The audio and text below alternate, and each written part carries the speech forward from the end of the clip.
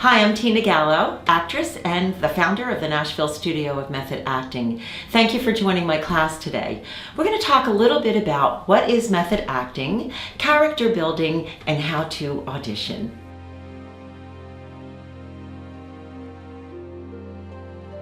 Method acting, as we know it today, is a technique for actors to learn certain tools to have in their technique that makes their work become more believable. Stanley Meisner always would say it's behaving truthfully under an imaginary circumstance. It's imaginary because everything about it's imagination, right? It's not our real life, whatever the reality is that we're in at the moment, right? So what we're doing is we are learning certain tools that teach us to be truthful, to be authentic, to be believable in our work. I always say there's external acting, which is more like conjuring something up or pretending something. Method acting, or the Stanislavsky System, is to allow you to be moved. So you think about it. Have you ever watched a TV show or a movie, and all of a sudden you might be sitting there and crying while you're watching this movie because of someone else's life that you're watching, and you feel moved by the experience? That is usually an example of method acting. You feel like you're part of this experience with the actor, with their life, what's happening in this 2 hours in this film. And so you start feeling for them. Now, I'd like to add, there are some misconceptions about method acting. I've heard people say to me that, well, actually it came from a lack of knowledge when I would ask them questions, but that they felt that it was unsafe, or that they might lose their minds or go crazy while they're approaching a character. I can honestly tell you that we always worked in a very safe way at the Strasberg Theater Institute, or with any of the teachers that I've always worked with. So that is a misconception, that is a cliche. If you know the proper way to use your tools under the Stanislavski System or method acting, it is completely safe. And what we like to tell you at the Nashville Studio of Method Acting is we give you all the tools, and then you find out what works for you and go ahead and use what works for you. There's not only one way to get to the work.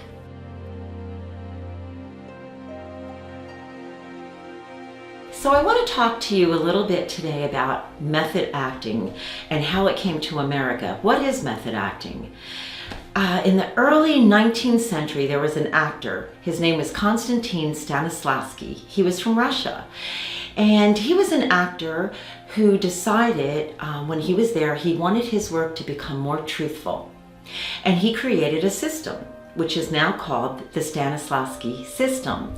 Well, he came to America and he began to teach some young actors in New York City his technique, his system. And that consists of Lee Strasberg, Harold Klarman, there was just so many. Stella Adler, Sandy Meisner, Eli Kazan, Clifford Odets was the writer for this team, this group of actors. And they brought in other actors where Lee Strasberg was the instructor. So he began to teach the Stanislavski System. Now, there was one person that went over to Europe and actually studied 5 months with Stanislavski himself, and that was Stella Adler. Well, Stella Adler came back and shared with Lee Strasberg that Stanislavski was no longer doing something we call emotional recall or emotional memory under the system. And so Lee Strasberg said to her, well, we still are going to do that. And they had an argument over this technique all of a sudden. And what began to happen is Lee Strasberg said, well, now I'll call it the Lee Strasberg method. And he kept in emotional memory. Now, I want to clarify how this actually started in America and what was different about the technique when an audience went to Broadway and watched these actors perform. So what happened is the group theater, they all lived together. They had this little home out in Connecticut, I believe they rented, and they studied day and night. They had a wonderful playwright that I'm sure some of you might have heard of, Clifford Odets. Eli Kazan was their director, and Lee Strasberg was one of the teachers. And again, there was others as part of this group. So they finally raised enough funds to be able to perform on Broadway, and they got their show on Broadway. Well, as the audience was leaving, the journalists, the reporters that were there, started interviewing the audience, and they noticed they were very moved. They seemed very different than when they went and saw other Broadway productions. So what they found out is when they were interviewing the audience, some of the audience, that there was a consistency being said, that they always enjoyed Broadway, they felt very entertained, they loved Broadway, but this particular time, they felt that they were moved by the experience. They felt like they were being drawn into the experience of these actors. And that was the difference. When you hear an actor needs to be truthful in their work, it's because, and it's not that we are losing our minds or we're living someone else's life, but we are taking on a character. We have to understand how does that character think? What is the writer trying to portray? We have to try to take time to understand the message that the writer is conveying, and then we bring those words and we attach them to ourselves. Stella Adler would always say, we act with our souls and not with the words. So we need to get the words in us, memorize them, trust that they're there, and then begin character building through understanding how this character might feel. Why does this character want what they want? What is it that they do want? Get all the sensory exercises that we utilize, which I'm going to go to a little bit further in this video about sensory work and some of the techniques. But the basis of it is to bring someone into your experience, to be very truthful and authentic and genuine in your work. And so Lee Strasberg really created the method, but Uta Hagen, Stella Adler, Sandy Meisner are all under the umbrella of Stanislavski. And I am very fortunate to share with you that I had the opportunity to actually work with Uta Hagen. She was my very first acting teacher. She was very practical. I loved Uta. And she applied all of the tools from all of the great masters and gave it to us in class. After a couple of years of studying with Uta Hagen at HB Studios, I went and studied with Lee Strasberg Theater Institute in New York City for their 2-year conservatory. And Lee Strasberg had just passed away at that time, and I got to work with 2 fabulous teachers that were right under Lee Strasberg. He handpicked them and he trained them, and they were fabulous. And so I was very privileged, and it was like working with Lee himself. Spent a long time at Strasberg. It became second home to me. And then from there I went over and studied with Stella Adler, and one of the things that I did discover is they had different names. Like I said, Stella did no longer believe in an emotional memory, but we actually did do it. She called it something different. We worked it a little bit in a different way, but it all connected. It's all under Stanislavski. And then after Stella Adler, I went over to Sandy Meisner School. I did work with Stella, but I did not get to work with Sandy Meisner. Once again, I worked with a hand-picked teacher right from Sandy Meisner. So it's been a great honor and a privilege to be able to work with those teachers, and I'm happy to be able to share here more with you today. I hope you enjoy this class.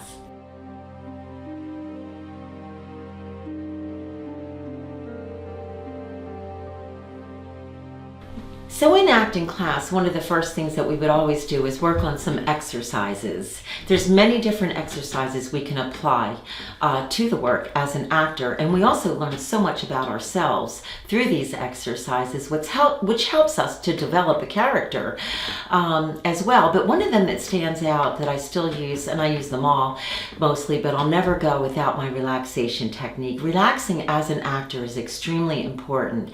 It does so many different things. For one, when your body is fully relaxed and you let go of all the tension, you can become more vulnerable and more in tune with yourself, because when we act with our minds, our emotions, which is our soul, right? Stella Adler would always say we act with our souls and not the words, but it's our mind and our soul, and physically as well. So you think about when you meet a person or you see someone acting and they're very tense, it makes you feel as uncomfortable as well. So Lee Strasberg would always say there's nothing worse than watching an actor that's completely tense and rigid in their body language as well, because it shuts down your own personal emotions. So we would do what was called a breathing technique. We would lay out in a chair, we would close our eyes, and we begin to just breathe. And as we would breathe, we would start go through work an exercise through our body and find the tension areas within our body. And then when we would discover some tension, because we all hold tension in different areas, we would breathe and we would let a sound come out, a very deep sound from within, and we would let that tension go within our body. And once we would come to a place of fully being relaxed, we would work on something called sense memory work. Sense memory work is as simple as it sounds. It's your 5 senses, which is what? Sight, sound, feeling, touch, right? Taste, seeing. And we would learn to apply certain sensory work, which would, again, open up our emotions, but would bring us back to an emotional memory. So give you an example of that. You think about a song, right? I always use this in my classes with my students. These two especially. But you think about maybe you're walking in a store and you haven't heard a song in a long time, and that song comes on and you hear it and it brings you back right to a time when you've heard the song the last time. It could be 5 years ago, but you remember exactly where you were when you heard that song. I know we can all relate to that. So that's connecting the sensory of hearing the song to the emotion, because we remember where we were. I can think of a song and remember laying at the pool in the summertime and just hearing everybody splashing and having fun and feeling the sunshine. So it connects you to a time and a place. Another example might be, I remember when I was an 8-year-old little girl at Christmas time, and I wanted this doll so badly. It was called Thumbelina. Well, Thumbelina, you would push a button and Thumbelina would begin to tumble-salt. And she would just go backwards, go forward. And I love that doll so much. But all the plastic, and I don't know if they still do today, but I would expect that it does. I haven't been around a lot of children's toys lately. But the plastic in those toys had a certain unique odor to them, a certain smell. And I know if I ever smell that scent, it brings me right back to when I was an 8-year-old girl playing with my Thumbelina doll. And so that brought the emotion of how I felt when I played that doll. And I loved it. And I remember it was Christmas morning and the cooking and the noise was going on in the kitchen. And all my senses began to work.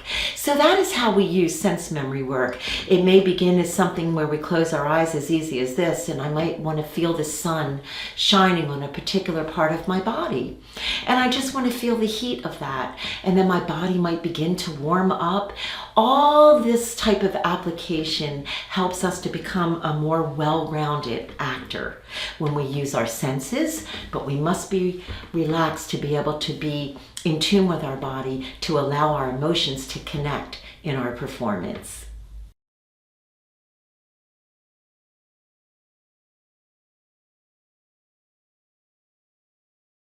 So what is your job as an actor? Your job as an actor is to imagine someone else's life. That's what we do. What does that person feel? What does that person think? What do they want? Why do they want it? And how are you going to get it? So when we think about those questions, I'd like to add a few more on here that Stanislavsky created himself that I'd like to share with you today. We call this character building. This is the questions for character building. I have this little card. If you go to my website, which will be posted here, given to you, you can find these questions there, or you could reach out to me. You can get my email and reach out to me, and we'll be happy to get these to you. They're awesome to have, especially for auditioning or while you're preparing for any of your roles in character building. So I put on one side, the left side, Uta Hagen's 6 questions, and on the right-hand side of this card, Stanislavski's 7 questions. You can go to as many questions as you want, but this is a really great starting point and guideline to always ask yourself when you're reading sides, which is taking a piece of a script out that you might be auditioning for a given character. You might not know the whole story then, so you might have to create what we call as actors a backstory, so you can answer these questions. It helps you to bring life to the character. that you're portraying. So I'm going to go over these with you a little bit. I'm going to talk about Uta Hagen's 6 questions. Again, they're the same thing, said a little bit differently on each side, but hers are real practical and simple to read. The only thing different that Stanislavski added on to make it 7 questions is what time is it? So let's go there. What time of the day is it? And why is that important? Well, think about it. When you wake up in the morning, are you exactly the same way that you are in the evening right before you're going to bed and you're tired? You might be, you might not be. You may be one of those people that just jumps out of the bed and you're ready to go. And at nighttime, you may be so tired that you could barely move. Well, we have to think about the time of the day of the character that we're portraying too, because that does change things on the way that we are going to perform this character, right? So number 1, who are you? That's our number 1 question. Who are you? What does that mean? Well, if I read a script and it's telling me that I'm a mom, okay, well that's great. But there's many type of moms. If you think about it, right? I might dive a little bit deeper than just being a mom. I might ask myself some questions like, what kind of a mom am I? Well, how do I determine that? Especially if I don't even have the whole script to know. Well, one way is I might see somewhere in there that it tells me I'm a single mom, or perhaps I am a working mom and I work a lot of hours during the daytime, right? So maybe I don't get I don't get to spend with my family too much as maybe I'd like to. Maybe it creates me to be more of a stressful type of mom because I'm always busy.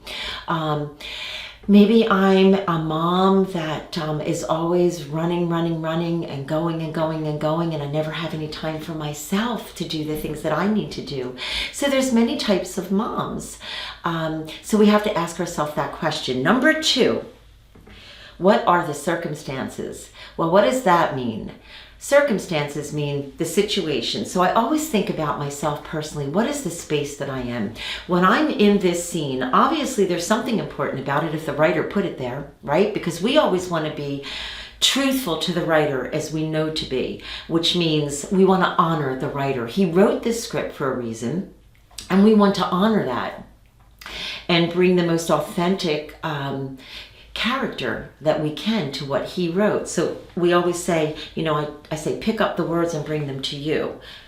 And that'll help us create an authentic character. So what is the circumstances? Am I in an office and someone's coming in to talk to me and I'm in the middle of a project and I've got like a deadline I have to meet? Or am I in the kitchen baking cookies and I have all day?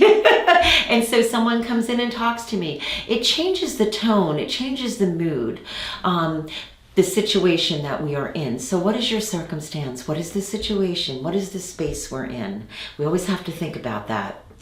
Number 3, what is the relationship? Well, who am I talking to in this scene? Is this maybe a son or a daughter, or is it my husband? Or maybe am I going to a PTA meeting or a parent-teaching meeting and talking with a teacher about one of my children? Or am I talking to a student like I am doing with you right now? It changes our demeanor. We have to understand the relationship of whom we're talking to, because you can take a sentence and say it 5 different ways, depending on who the character is, right? If I'm tired and I say, please go take the trash out, and maybe it's one of my children, I might just say, please go take the trash out. But if it's someone that's working in my home and I don't really know them very well, I might say, please take the trash out. I don't know. It changes for us depending on the character. Perhaps I'm a lawyer or an attorney, or I'm someone in a really important position at work. I might be more aggressive possibly, or more determined in what I need to do, and I just say, please take the trash out. So we have to think about that at the same time, which leads us to what's our objective? Meaning, what is our motive? Why are we saying what we're saying? What is it that I want from you? Or sometimes, like Stanislavski has it written that way, what do you want? We have to think about, maybe it's not always something that I want from the other actor. Maybe it's something I want internally. Maybe I'm talking to you, but I really want to be loved. Maybe I want to be heard. Maybe I want to get a vacation because I'm really tired. And maybe those are the things that I want inside. So it's not always I am talking to this other actor because I strictly only want something for them. Maybe it's a combination of both, right? So we have to think about that. The other thing is, what is the obstacle? Is there something in my way? So let's just make believe for a second that I'm talking to one of my sons. They're older young men now, but maybe they don't listen to me too much. They kind of just brush me off. They're used to me, and I don't really know that they're retaining and hearing what I'm really saying to them. So perhaps I want to be heard. I want you to hear what I have to say because it's important to me. And so there's my objective, my motive for what I am saying to you, right? But now what do I have to overcome? Maybe this has been such a pattern because they're my own children that they're just so used to responding to me and then going off and doing what they want to do. So what is it that maybe I have to think about that I have to overcome to get them to hear me? Maybe I need to change my tone of voice. Maybe I need to express myself a different way. Maybe I need to not be so long in what I say to them. You know, boys and girls are different. Boys like you to get right to the point, right? And girls sometimes want to hear a lot of words and they want to feel what you're feeling. So it just depends on who you're talking to. But I definitely have to find that obstacle and try to overcome what that is in the scene. Last but not least is, what is my tactic to do that? Well, let's go back to me having sons. Perhaps my tactic in that is I determine that I have to take a different approach when I speak to them in this scene. Maybe I just have to throw away everything I've ever done and I have to come another way and show them that I can hear what they're saying. Perhaps they just feel like I never really listened to them too. So that changes things up in the scene. So maybe I have to change my approach. And that might be the answer to my obstacle. And there's so many more. You know, there's a movie out, some of you may know. It's called Doubt, I believe, with Viola Davis and Meryl Streep. And I watched an interview with Viola Davis one day, and she was talking about how she goes over all these questions. Once again, reach out and I'll be happy to share these with you so you can post these up in your own personal studio. But she said, Viola Davis, working with Meryl Streep, that she never saw anyone go through so many questions like Meryl Streep does. She had 20, 30 questions. She never stops and just keeps it surface. She always goes deeper and deeper and wants to know more and more and more about her character. So this is one of the techniques that we do at the Nashville studio of method acting to help us explore our character, help us to be genuine, and bring us to where we need to go in the work.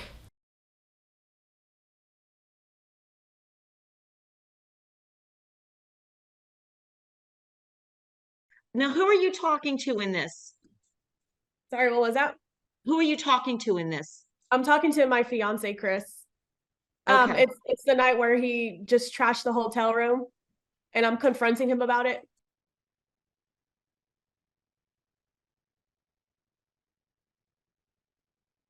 What's up with you? What's going on? You know, I wish everybody would stop telling me what I should want.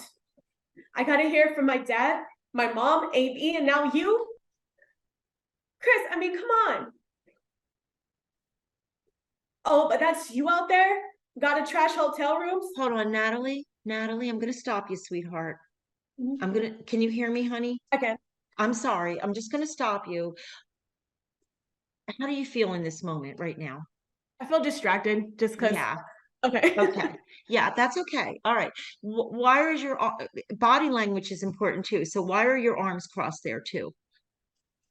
Just because I'm upset with him, I think. So I Okay. was just trying to give like a whole like I'm upset type of. Yeah, you see what you just said though? I was thinking of a Oh, okay. so we don't need to conjure anything up here. I want you to do this with me. All right. You and me, we're going to do this right now. So I want you, now here's what I want you to start I want you to, you're in your kitchen. You can start even behind that counter if you want to.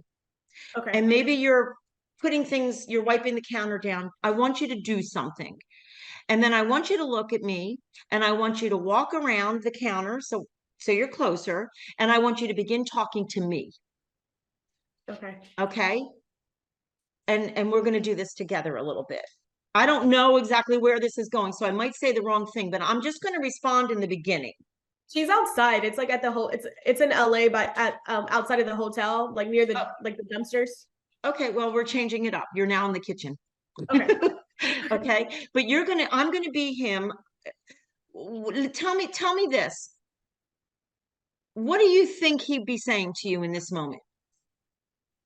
He's telling me that he's not good enough for me, Okay. and that I should basically just move on.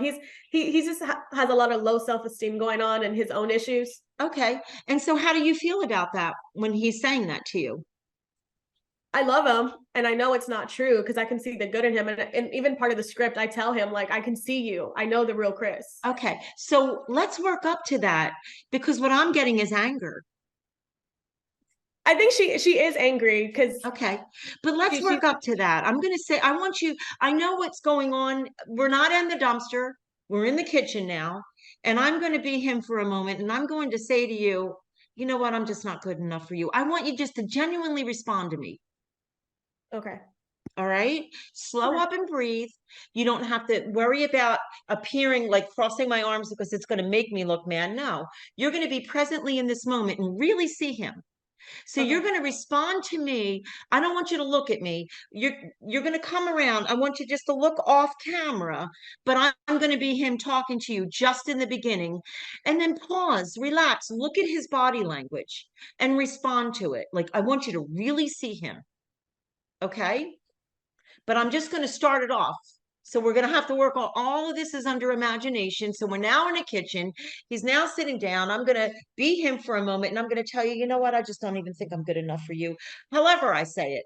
And you just genuinely respond. We're off script. You just genuinely respond to me authentically, however I say this. Okay. And then continue it on without looking at me. Don't look at me at all ever. And just continue it on looking at him. And let yourself slow up and breathe. Okay, baby? Okay. Okay. Wipe that counter down.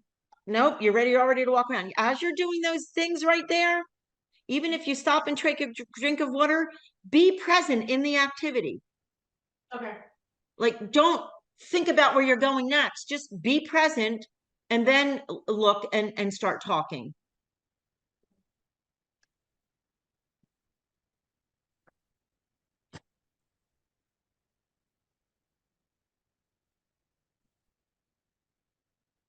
You know, I'm probably not the right guy for you, man. I'm just not. I am just a mess, man. You would be better with someone else. Chris, what is up with you? Why are you trying to spoil everything? I gotta hear it from my mom, my dad, AP, and now you.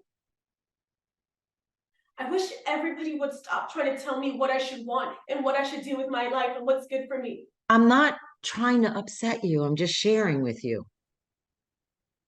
Oh, but that's you out there? Guy who tries Yes. to rooms? Big hotshot rock star? Oh, so that's what we're doing now, Chris? You know, I've been around musicians my entire life. I am not impressed.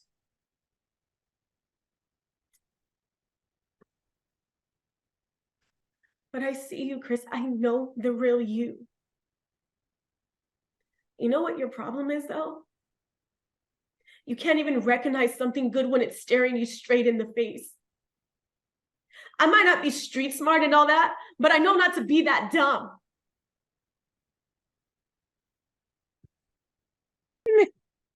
Okay. All right. How did that feel? It felt different, but I still felt a little distracted compared to last time. Okay. So what's distracting you? It's right now. I'm at my brother's house and I have my dog and his dog, and they're distracting me. They're outside playing, making a bunch of noise. So I'm trying to like get it out of my head, but it's just a lot that's going on right now. Okay. So A lot here's of the movement. thing. But here's the thing. There's a lot of distraction on set too. Mm-hmm. So we have to be able to be present, right? So that's why we go back to doing those exercises, right? Because what did I say while we're doing them is to be able to focus, to be able to be centered. So we can't allow those things to be our reason, right? So let them play. I actually liked what you were doing. It started off a whole lot better. Okay.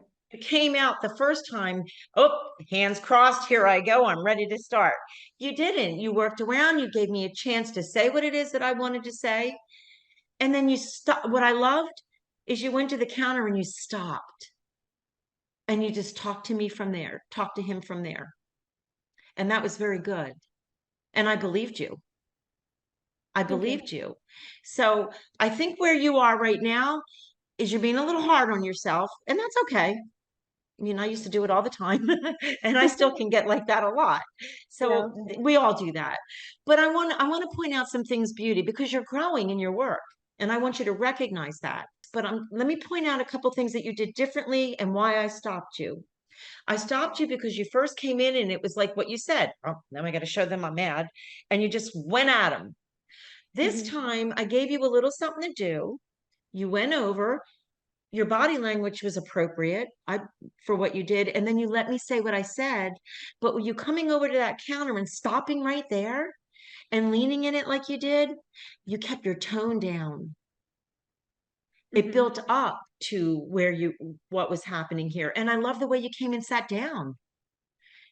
You stopped, you started here, I'm just like, I don't know the words, but the mood was, I don't even know what we're going to do here. Then let me come over and take a seat. And you know what your problem is? Let me tell you what your problem is. It was beautiful. Like, it's like singing a song, right? We have this. So those are all really good things. And I want you to recognize that, Natalie. What I want you to do is we're going to work more and more and more on being present in your moment, because we can't let all those things be in our way, right? We just can't do it. You're focusing on me right now, and I'm sure those dogs are still doing whatever they had to do. Yeah. So we can't make it as an excuse, right? No, yeah, you're right. Right? Okay. And that's okay. But even under that pressure that you were putting on you, it was still very nice.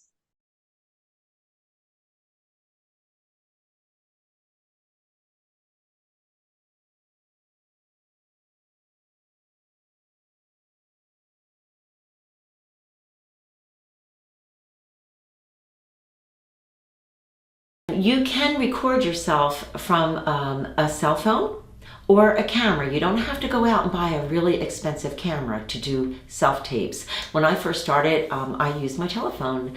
I have a camera now, but the telephones are made today. They have wonderful, wonderful video that they record, and it's perfectly fine for casting directors the way the camera just records us. So one of the things you want to keep in mind, though, when you are recording a self-tape, you don't want to look directly into the camera. That can just kind of throw a casting director off a little bit. So I always try to look a little bit to the right or a little bit to the left. So they can just watch me and enjoy. It's kind of uncomfortable, I think, for a casting director when you're looking directly at them too. And they might lose some of your performance due to that. So always look a little bit, have an eye line set up to the right or to the left. And if you have to look down a little bit, always try to keep it eye level so they can see the truth in your eyes. When you're auditioning. So again, all of this equipment does not have to be really expensive equipment, but you do need to have it. And don't take any shortcuts when it comes to your equipment. It's very easily to be able to purchase all of this on Amazon, or even Walmart has some of these things that you would need. So don't go out and spend a whole lot if you're new to this, but I would definitely start practicing self-taping in your studio, whether it's a monologue or whether you want to practice with someone else reading with you, and just start practicing it so you can set up eye lines, so you can see if your lighting looks good, so you can see what it's like behind, so when you come in you don't feel strange. You've already been practicing, you feel more comfortable, and you're ready to go.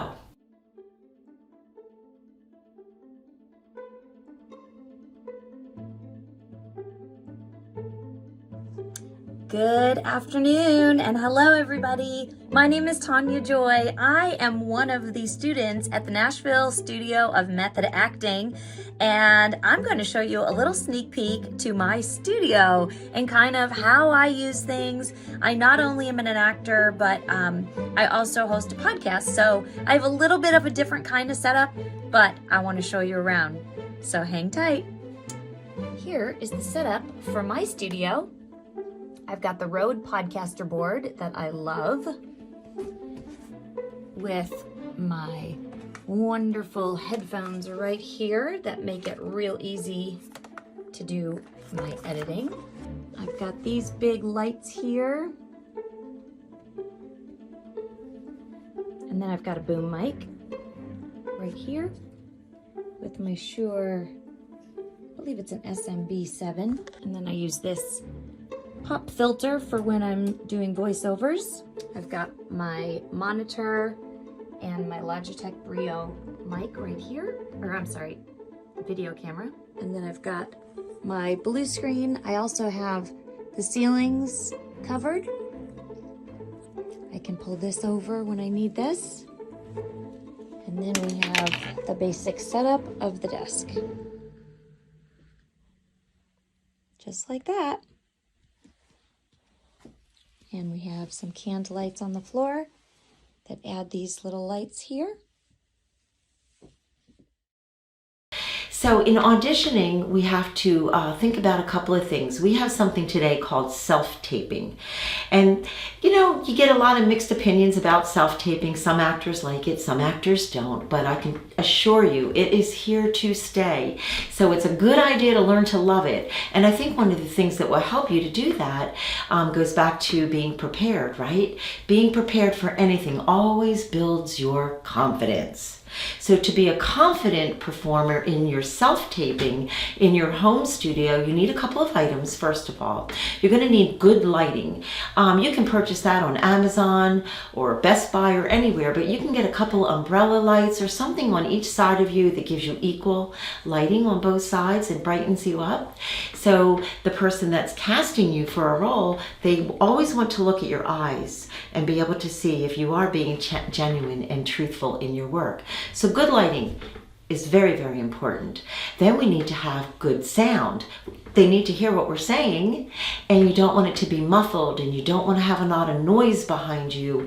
You want to be clear and you want to be heard.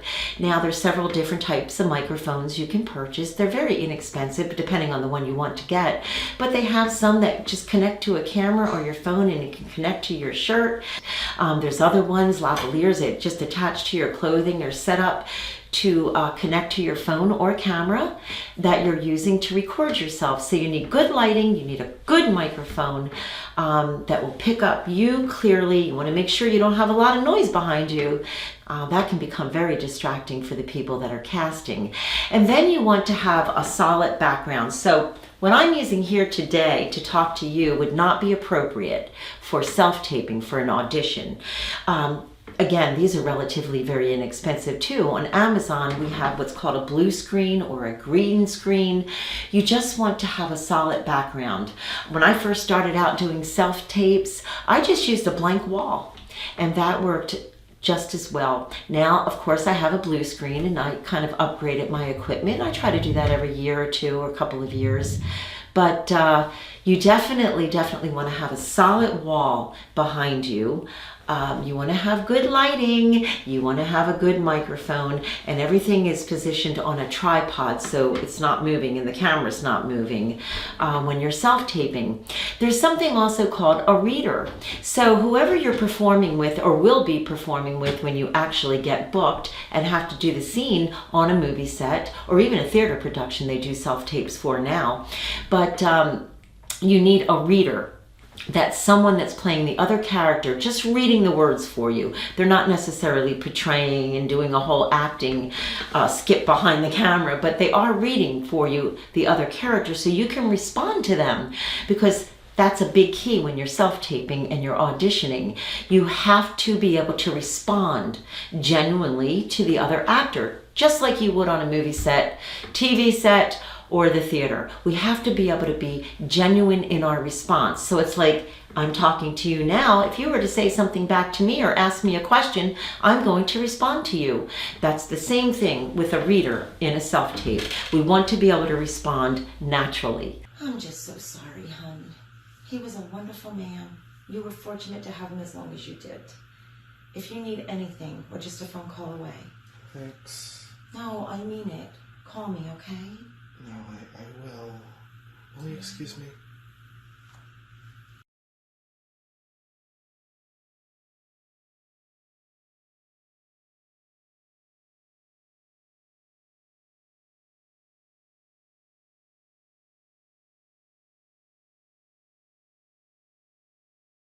I want to talk to you a little bit about auditioning, because I want you to keep in mind we are the instrument.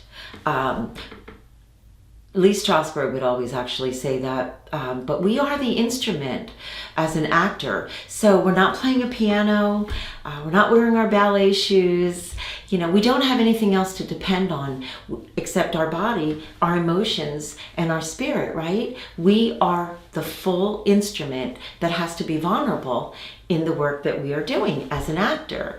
Okay, then we have to think about that character. So what do? I'm gonna pick these up again.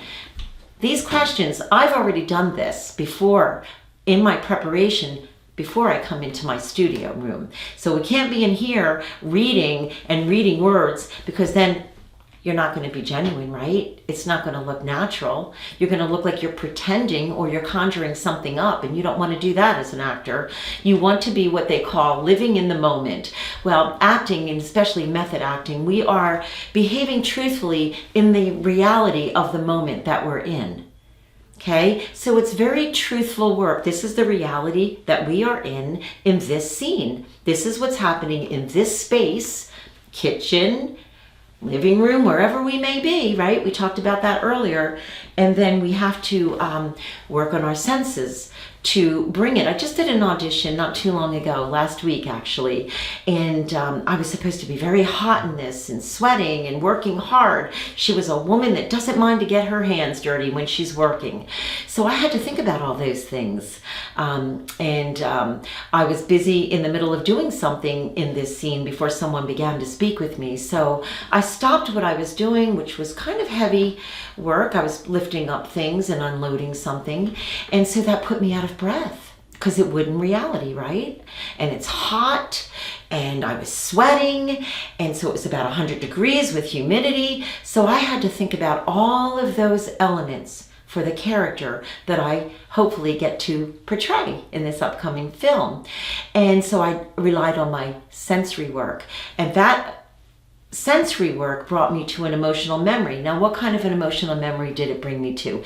That's the misconception sometimes of emotional recall and emotional memory. I think people always think it's some tragic event that happened and you have to draw from it. Well, I think we all have some good events in our lives. I would hope so. We can draw from those. What I drew from, it reminded me of just walking in Florida on a really hot, humid day. Wanted to go to the beach, but I was busy outside, had to do some gardening. It reminded me of how I felt and what it felt like to be hot and sweaty and tired. And so all of those senses got activated in my work, and I brought it to the scene, which changed the delivery of the way I was going to respond to the other actor. So when you're in your studio, you have to always come in prepared. You must have gone through all those questions first, know the answers to them. I always tell my students, just write it down in a little journal. Ask the question and then write it down, and keep exploring until you see that it makes sense for the character that you're portraying. And then when you come into that home studio, you're ready to go. I always like to say, if you can dress the part, nothing outlandish, but something that helps you to feel the role a little bit. Now, of course, if you're doing a period piece from something from the 1800s, you don't have to come dressed that way. And again, that's why sensory work helps, because how do you feel that? And what does that feel like? And of course, that's not emotional memory, because I know none of us came, I wouldn't think, from the 1800s. So we have something we call substitution. That's another technique and a tool that we use, but I might substitute a thought for a character that I might be portraying from the 1800s. So there's a lot of thinking in the preparation process. So when I come into my studio, I am ready to go. I know the choices that I made. The choices that I made were because I did the homework. And I have to trust the choices that I made, that they're good, and they're bringing truth, because it's bringing truth to me. I would believe that it would to the casting director. Now, that might not always be the right choice for the actual character, but if there's truth in the work, And the reason it might not be is because we don't have a whole script, but usually we're pretty close to it. But if there was something that needed to be changed, that's okay, because at least the casting director is getting to see whatever choices you made, you're solid. You are confident in them. You're not thinking too much in your head, because if you do that, meaning, am I thinking about what they want? Or, oh, I hope they like me, or any of those kind of questions, then you are shutting yourself off for being a genuine, truthful actor who responds, right, naturally and authentically in the moment of this reality. Okay, so you have to think about all those things, bringing it into your studio, and then trust that those choices that you made for this character, and stay with it. Don't worry about thinking what somebody else thinks about, because what they will see is that you're a professional enough actor, a professional actor, seasoned actor that knows how to make a choice for a character, whether rightfully for this particular scene or not, but you know how to stick with it. And when they see that, they will remember you, because you're living truthfully, you're behaving truthfully in this moment of reality. So that's a few of my tips that I'd like to leave you with for auditioning. You never want to read from a script when you're auditioning. I know some people will. Some I even know have used a teleprompter. I try personally myself to stay away from that. There are exceptions sometimes, depending on how much time you get to prepare for the character. We don't always get a long time to prepare, right?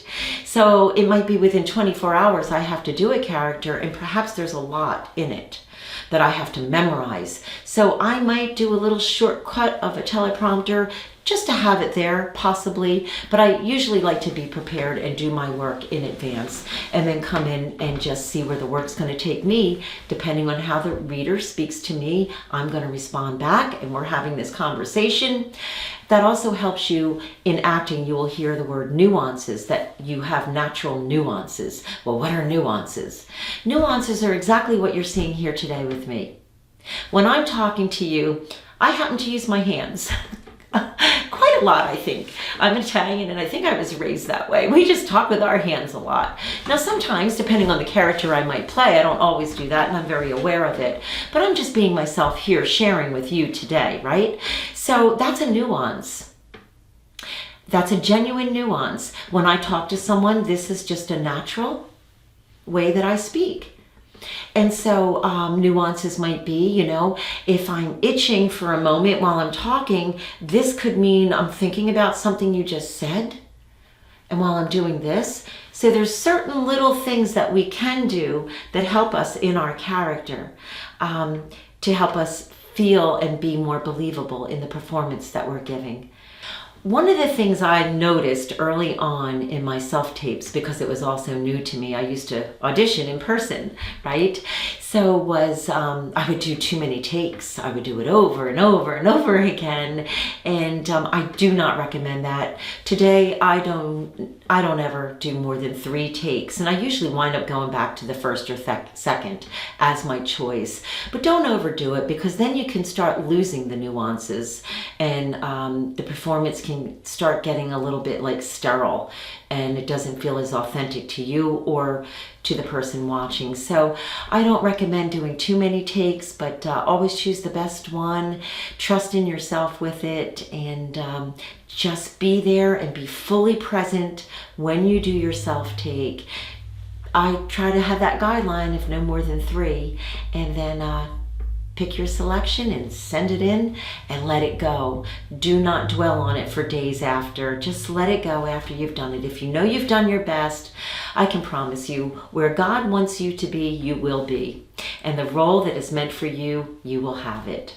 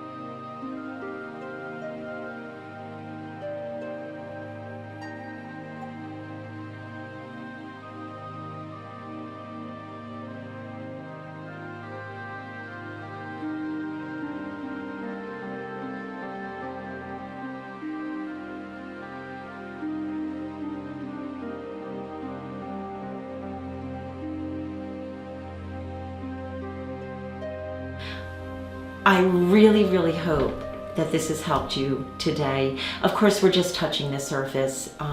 There's so much. I studied for over 10 years with the method acting technique, went around to, like I said, I worked with the masters, gone to all the schools, and I'm always, always working my craft during the week.